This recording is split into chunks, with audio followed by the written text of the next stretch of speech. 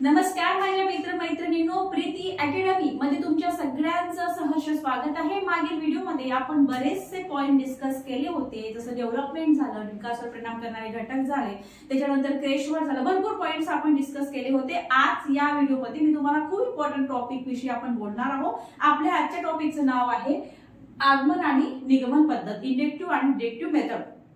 या हा जो व्हिडिओ आहे हा तुम्ही पूर्ण बघा, कारण शेवटी मी ट्रिक सांगणार आहे आणि त्या ट्रिकमुळे तुम्हाला ह्याचा कुठलाही प्रश्न आला तर नक्कीच तुम्ही सॉल्व्ह करू शकाल। ओके, चला तर व्हिडिओ स्टार्ट करूया। बघा, आगमन आणि निगमन पद्धत, इंडक्टिव्ह आणि डिडक्टिव्ह मेथड तुम्ही इंग्लिश मध्ये लक्षात ठेवा किंवा मराठीमध्ये पण सोपंच आहे, पण इंग्लिश मध्ये लक्षात ठेवा, तुम्हाला समजून दे जसं तुम्हाला सोयीचं वाटत असं। मला तर दोन्ही याच्यामध्ये सोयीचं वाटते। बघा, जसं ना आगमन पद्धत काय आहे की विशिष्ट उदाहरणापासून सामान्य नियमाकडे जाणे। एक विशिष्ट उदाहरण दिलेलं आहे, त्याच्यानंतर सामान्य नियमाकडे जाणे म्हणजे तुमची काय झालेली आहे, आगमन पद्धत झालेली आहे। त्याचा अर्थ काय आहे? त्याचा अर्थ आहे आधी उदाहरणे त्यातून नियम शोधतात। ओके, बघूया आपण कसं आहे तर आधी उदाहरणे। जसं मी तुम्हाला एक्झाम्पल देते, जर काही टीचर्स आहे, टीचर समजा नाउन ही एक्झाम्पल, नाउन ही संकल्पना विद्यार्थ्यांना शिकवत आहे, तर सुरुवातीला ती काय करेल, सुरुवातीला ती काही एक्झाम्पल देईल, काही मुलांची नावे घेतील, काही पर्वतांची नावे घेईल, काही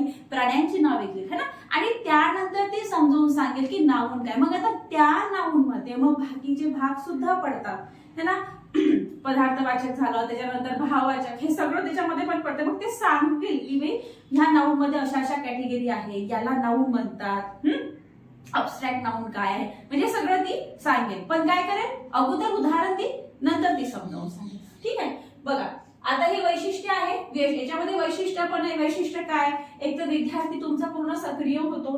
ठीक आहे, डिस्कवरी मेथड, शोध पद्धतीचा हे होते, कारण की काय होते की विद्यार्थी शोधतात ना, पहिले शोधतात, नियम उदाहरण समजतात, नंतर त्या याच्यापर्यंत नियमापर्यंत पोहोचते, शोध मेथड त्यांची डेव्हलप होते। आता बघा निगमन पद्धत। आता निगमन पद्धत मध्ये काय आहे की सामान्य नियमापासून विशिष्ट उदाहरणाकडे जाणे, सामान्य नियमापासून विशिष्ट उदाहरणाकडे जाणे म्हणजे तुमची निगमन पद्धत। आता याचा अर्थ काय आहे की आधी नियम आणि नंतर उदाहरणे, हा याचा अर्थ झाला। सूत्र काय आहे, नियम मग उदाहरणे मग सार। ओके, आणि याचे वैशिष्ट्य काय बघा, आता एक तर हे शिक्षक केंद्रित आहे, हे जलद अध्यापन होते आणि हे परीक्षाभिमुख सुद्धा आहे।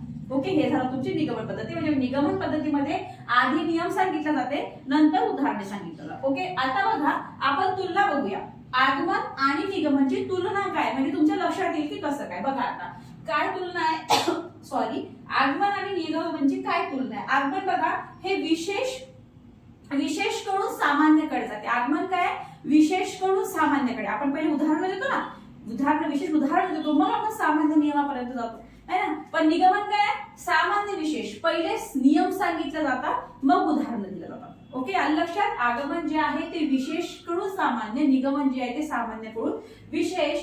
आगमन मध्ये तुमचा विद्यार्थी केंद्रित राहते, निगमन ही तुमचं शिक्षक केंद्रित राहते, आणि आगमन मध्ये सखोल अभ्यास होतो आणि याच्यामध्ये मध्यम स्वरूपाचा। ओके, मध्यम स्वरूप। आता मी तुम्हाला जे सांगितलंय ट्रिक, ही ट्रिक अशी आहे ना की तुम्हाला लक्षात येईल, नाही आपण कन्फ्युज राहतो हमेशा की आगमन म्हणजे काय, निगमन म्हणजे काय, आणि परीक्षेमध्ये कसं आहे ते डायरेक्ट विचारलं जात नाही। परीक्षेमध्ये तुम्हाला एखादं उदाहरण की शिक्षिका वर्ग 5 ला शिकवत आहे, सुरुवातीला ती उदाहरण देते, नंतर ती नियम समजावून सांगते, मग सांगा कुठली मेथड उपयोगात आणलेली आहे, मग तिथे पर्याय येतात, आगमन पद्धत, निगमन पद्धत, डिस्कवरी पद्धत।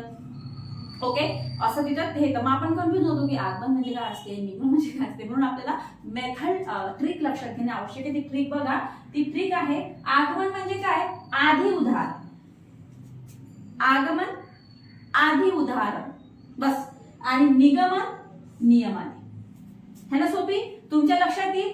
आगमन आधी उदाहरण दिलं जाते, मग नियम, आणि निगमन नियमाने, आलं लक्षात। आपण काय शिकलो आजच्या आपण या आपल्या क्लासमध्ये आपण काय शिकलो? आपण शिकलो इंडेक्टिव्ह आणि डिडक्टिव्ह मेथड, आगमन आणि निगमन पद्धत. आगमन पद्धतीमध्ये आपण हे शिकलो की विशिष्ट उदाहरणापासून सामान्य नियमाकडे हे जाते आगमन पद्धत. आगमन पद्धतीमध्ये आपण हे अजून शिकलो की विद्यार्थी आणखी सक्रिय होतात, उत्सुक होतात, है ना. डिस्कव्हरी पद्धतीचा मेथडचा इथे जास्त प्रमाणात उपयोग होतो. आणि हे याचं सूत्र काय आहे? उदाहरण होते, निरीक्षण आणि मग तुमचा नियम होता. ठीक आहे. मग नंतर आपण निगमनकडे वळलो. निगमनसाठी मी तुम्हाला सांगितलं की सामान्य नियमापासून विशिष्ट उदाहरणाकडे जाते. पहिले सामान्य नियम सांगितले जाते. म्हणजे समजा नाऊन शिकवायचं असेल, नाऊनचं उदाहरण घेऊया. नाऊन जर शिकवायचं असेल तर सुरुवातीला टीचर काय करेल? पहिले नाऊनची पूर्ण व्याख्या, डेफिनेशन समजावून सांगेल, नंतर ती उदाहरण. हे झालं तुमचं निगमन पद्धत. आणि याचा अर्थ काय की आधी नियम नंतर तुमचं उदाहरण. सूत्र काय बघा? नियम, उदाहरण, सराव. वैशिष्ट्य ही शिक्षक केंद्रित, हे लक्षात ठेवायचं. निगमन पद्धत शिक्षक केंद्रित आहे, आगमन पद्धत जी आहे ही तुमची विद्यार्थी केंद्रित आहे. आणि हे जलद खूप जलद कधी आपण केलं जाते कारण की बघितलं जात नाही ना, मुलांना ते समजते किंवा नाही समजा, शिक्षक त्यांचं शिकवतो. आणि परीक्षाभिमुख आहे, म्हणजे समजा आता पेपर आहे आणि मुलांना पटापट शिकवायचं असेल तर ही पद्धती यूज केली जाते. आपण ट्रिक्स बघितली जी खूप इम्पॉर्टंट आहे. आगमन म्हणजे आधी उदाहरण आणि नंतर आपण बघितलं निगमन म्हणजे नियमाती. ठीक आहे. आजच्या व्हिडिओमध्ये एवढंच. आय होप तुम्हाला हा व्हिडिओ आवडला असेल. व्हिडिओ जर समजा तुम्हाला आवडला असेल तर नक्कीच लाईक, सबस्क्राईब आणि कमेंट करायला विसरू नका. थँक्यू.